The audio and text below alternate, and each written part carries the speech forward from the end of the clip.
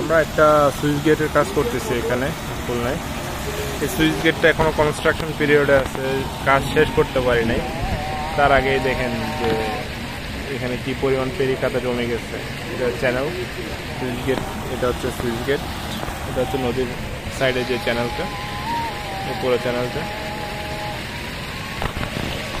কি পরিমাণ এখানে ডেপথ কিন্তু আরও অনেক বেশি, কিন্তু তার 3/1 ভাগ অলরেডি পেরিকাতা জমে গেছে। এটা আমরা এখনো কাজ শেষ করি নাই, আমরা মোটর লাগাবো, সামনে মোটর লাগানো হচ্ছে।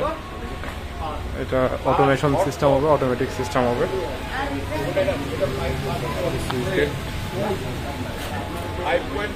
এই যে মোটর, এটা অটোমেটিক সিস্টেম হবে।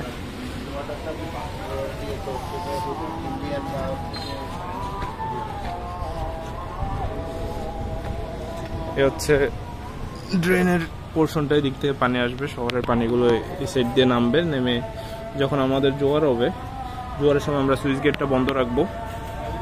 আর ভাটার সময় যখন এদিকে পানির লোড অনেক বেড়ে যাবে, তখন আমরা সুইচ গেটটা খুলে দেবো, তখন পানিটা নদীতে নেমে যাবে। আর জোয়ারের সময় পানি ব্যাক ফ্লো হওয়ার কারণে আমরা তখন সুইচ গেটটা বন্ধ রাখবো, যেন জোয়ারের পানি ভিতরে না আসে।